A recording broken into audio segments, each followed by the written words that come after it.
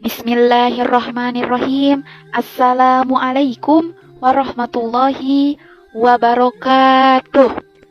Segala puji bagi Allah yang telah memberikan segala nikmatnya yang terus-menerus, siang dan malam tanpa perhitungan, yang maha terjaga, yang tidak pernah mengantuk, yang tidak pernah tidur, yang maha hidup abadi, yang memelihara semua makhluknya. Pemberiannya tidak terhitung dan terkira, tak ada ungkapan rasa syukur yang terucap dari lisan hamba yang lemah ini, melainkan ucapan Alhamdulillahirabbil alamin. Sholawat serta salam senantiasa tercurahkan kepada Nabi kita, pujaan hati kita, kekasih hati ribuan juta muslim di dunia, yakni Muhammad bin Abdillah Sallallahu Alaihi Wasallam, yang berbudi luhur dan mulia nasabnya, dengan semulia-mulia ucapan dan doa baginya. Allahumma salli wa sallim wa barik wa ala ali. Al-Quran adalah wahyu yang telah diturunkan oleh Allah Subhanahu wa taala kepada Nabi Muhammad sallallahu alaihi wasallam sebagai penerang, petunjuk dan pedoman serta rahmat yang kekal abadi, sekaligus menjadi mukjizat dan bukti kebenaran risalah Rasulullah Muhammad sallallahu alaihi wasallam. Allah memerintahkan kepada kita untuk senantiasa membaca Al-Quran seperti dalam firman-Nya, Quran surat Al-Kahfi ayat 27, yang artinya, dan bacakanlah apa yang diwahyukan kepadamu dari kitab Tuhanmu, yaitu Al-Quran. Selain membacanya agar kita lebih dekat dengan Al-Quran, salah satu caranya yaitu dengan menghafalkannya. Kita semua tahu bahwa Al-Quran merupakan satu-satunya kitab suci di muka bumi ini yang terjaga, baik secara lafaz maupun secara isinya. Hal ini menunjukkan janji Allah Subhanahu wa taala yang akan selalu menjaganya sampai hari kiamat. Salah satu penjagaan Allah Subhanahu wa taala adalah dengan memuliakan para penghafalnya.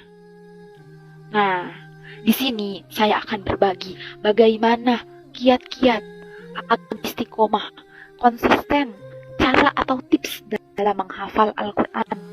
Perlu diingat bahwa menghafal Al-Quran jangan jadikan tujuannya sebagai hafiz, agar menyebutnya sebagai penghafal Al-Quran 30 juz, tetapi agar konsisten, istiqomah, Al-Quran bersamai kita sampai akhir hayat. Langsung saja, yang pertama, mengikhlaskan niat dalam menghafal Al-Quran untuk Allah Subhanahu wa taala. Ini yang paling penting. Ini sangat penting. Jangan sampai menghafal Al-Quran tujuannya hanya untuk dikatakan hafid, menghafal Al-Quran qori yang suaranya merdu dan lain-lain. Tentu ini mendapat ancaman dari Rasulullah Shallallahu Alaihi Wasallam. Beliau kabarkan Allah perintahkan malaikat untuk menyeret wajahnya, kemudian dilemparkannya ke dalam api neraka, ke dalam neraka Jahannam. Na'udzubillahi min dzalik. Yang kedua yaitu mengetahui keutamaan atau fadilah dari orang-orang yang senantiasa berinteraksi dengan Al-Quranul Karim. Dengan mengetahui keutamaan-keutamaan tersebut, niscaya akan timbul pada diri kita semangat, perhatian yang besar terhadap Al-Quran. Karena Allah tahu bahwa bahwa kita adalah umat yang ingin jaza atau ingin balasan. Nah, maka Allah melalui Rasulullah meletakkan ganjaran-ganjaran yang besar terhadap orang yang senantiasa berinteraksi dengan Al-Quran. Contohnya adalah syafaat bagi para sahabatnya. Dalam suatu hadis an Abi Amamah Al-Bahili radhiyallahu anhu qala sami'tu Rasulullah sallallahu alaihi wasallam yaqulu iqra'ul Qur'ana fa innahu ya'ti yaumal qiyamah syafi'an li ashabihi rawahu Muslim. Bacalah oleh kalian Al-Quran, karena sesungguhnya pada hari kiamat Al-Quran akan datang sebagai syafaat bagi para sahabatnya. Bagi sahabatnya itu artinya orang yang senantiasa berinteraksi dengan Al-Quran dan orang yang mengamalkan isinya. Nah, selanjutnya yang ketiga yaitu berdoa kepada Allah Subhanahu wa taala. Berdoa akan diberkahinya langkah kita dalam menghafal Al-Quran, akan dimudahkannya langkah dalam menghafal Al-Quran. Tentu kita harus berdoa dengan sungguh-sungguh dan yakin dengan sepenuh hati bahwa doa kita akan diijabahi oleh Allah Subhanahu wa taala. Nah, tips yang selanjutnya yaitu kita menjadikan satu mushaf induk Al-Quran untuk kita menghafal Al-Quranul Karim. Jangan ganti-ganti, karena lembaran yang dihafal itu tuh akan terpatri kuat dalam akal dan pikiran kita. Satu mushaf dengan mushaf yang lain terkadang memiliki perbedaan, baik tata letak, atau sebuah warna dari tintanya, sehingga ini mengganggu dalam fokus menghafal Al-Quran dalam dirinya. Nah, yang selanjutnya yaitu mencari guru yang tepat. Ini adalah faktor yang penting juga. Ketika seseorang menghafal Al-Quran, lalu menyetorkan hafalannya di hadapan gurunya, misalnya guru tersebut bukan guru yang tepat, tidak mengetahui kapan huruf jatuh pada kesalahan yang jelas, maka boleh jadi kesalahan itu akan terus menempel pada si penghafal Al-Quran tersebut hingga bertahun-tahun lamanya, tanpa dia sadari. Maka setidaknya dia memiliki kriteria guru yang tepat untuk didapatinya. Nah, misal setelah dia mendapati guru yang cocok atau tepat, selanjutnya yaitu mencari metode yang cocok untuk dirinya dalam menghafal Al-Quran. Nah, metode ini banyak sekali dan bermacam-macam. Nah, tapi bisa jadi cocok untuk dirinya, tapi bisa tidak cocok untuk diri orang lain. Nah, di sini saya akan membagikan pengalaman pribadi atau tips-tips kiat metode yang saya gunakan ketika saya menghafal Al-Quran di pesantren. Metode tersebut disebut metode tikror dan robit. Tikror artinya mengulang-ulang. Robit artinya apa, ibu-ibu? Apa artinya robit? Ada yang tahu jemaah sekalian? Mengikat. Betul sekali. Jadi mengikat ayat per ayat. Mengikat hafalan antara ayat dengan ayat yang sudah kita hafal. Misalnya, permisalannya seperti ini. Kita ingin menghafal satu halaman. Halaman tersebut terdiri dari 6 ayat. Nah, caranya yaitu dibagi 2. 3 ayat, 3 ayat. Hafalkan ayat pertama, kemudian ditikror. Diulangi 10 kali, 20 kali, 30 kali, sebanyak mungkin. Setelah kita hafal, dilanjut ke ayat kedua. Diulangi terus-menerus sampai hafal. Setelah itu kita robit. Gabungkan ayat pertama dengan ayat kedua. Nah, setelah misalnya mendapat 3 ayat, maka dilanjutkan ke setengah halaman berikutnya. Diulangi seperti cara yang pertama, seperti ayat yang pertama, bagian pertama, kemudian digabungkan, dirobit. Maka, satu halaman itu dihafalkan dan diikat dengan pengulangan yang sama pula. Intinya, pada metode ini tidak boleh merasa jenuh atau bosan, karena kuncinya dia akan terus mengulang dan mengulang. Jadi alangkah baiknya dia membaca artinya dulu, sehingga mempunyai gambaran atau pandangan umum terhadap yang Allah bicarakan pada halaman yang dia hafal, hingga membantunya dalam menghafalnya juga. Yang selanjutnya, yang tak kalah penting yaitu mempunyai waktu yang tepat dalam menghafal Al-Quran. Kita semua mengetahui bahwa masing-masing orang mempunyai kesibukan yang berbeda-beda.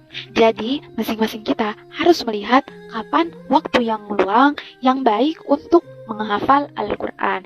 Tapi di sini saya akan membagikan waktu yang terbaik untuk menghafal Al-Quran, yaitu sebelum subuh.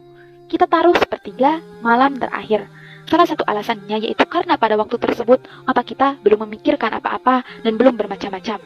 Berbeda dengan siang hari yang sudah memikirkan banyak pekerjaan yang harus diselesaikan. Tetapi pada sepertiga malam, kita fokuskan pikiran kita untuk Al-Quranul Karim. Kenapa disebut waktu terbaik juga? Nah, karena pada waktu tersebut tidak ada kebisingan. Hawanya sepi, sehingga membantu kita untuk lebih fokus juga. Nah, yang selanjutnya, karena waktu ini adalah waktu yang mustajabah untuk kita berdoa kepada Allah Subhanahu wa Ta'ala, untuk kita meminta kemudahan dan dimudahkan dalam menghafal Al-Quranul Karim. Yang selanjutnya, agar kita tetap konsisten dan istiqomah, yaitu mencari teman yang satu tujuan. Karena lingkungan ini sangat berpengaruh dalam menghafal Al-Quran. Pasti para penghafal Al-Quran terkadang mampir dalam dirinya rasa malas dalam perjuangannya dalam menghafal Al-Quran. Nah, ini dia tujuannya teman. Ketika melihat kita futur, dia akan mengingatkan, ayo kita semangat lagi menghafal Al-Quran, jangan sampai perjuangan kita sia-sia belaka karena rasa malas. Nah, ini dia gunanya teman. Nah, selanjutnya yaitu dengan menjauhi segala kemaksiatan, terutama sekali yang umum adalah musik. Musik dianggap oleh penghafal Al-Quran adalah hal yang lumrah yang harus ditinggalkan, karena musik ini tidak akan menyatu satu hati antara musik dengan Al-Quran. Ketika seseorang condong ke musik, maka Al-Quran akan pergi secara perlahan. Begitupun sebaliknya, jika kita mencintai Al-Quran, maka tinggalkan musik. Dan tinggalkan juga segala kemaksiatan yang Allah dan Rasulnya haramkan, seperti pandangan mata. Hendaknya kita menundukkan pandangan, godul basor, terhadap apa yang Allah haramkan. Nah, itu semua beberapa kiat-kiat agar kita tetap istiqomah atau konsisten dalam menghafal Al-Quran. Ingat kembali bahwa tujuan menghafal Al-Quran bukan 30 juz, bukan untuk dipanggil sebagai seorang hafidhah, tapi agar kita senantiasa istiqomah dan konsisten membersamai Al-Quran, Al-Quran membersamai kita hingga akhir hayat. Wallahu a'lam bishawab. Allahumma ja'alna min ahli Al-Quran. Allahumma yassir lana fi hifdzil Quran. Amin ya rabbal alamin. Mungkin hanya itu yang bisa dapat saya sampaikan. Kurang dan lebihnya saya mohon maaf. Kita tutup dengan doa kafaratul majlis. Subhanakallahumma wa bihamdika asyhadu an la ilaha illa anta astaghfiruka wa atubu ilaik. Assalamualaikum warahmatullahi wabarakatuh.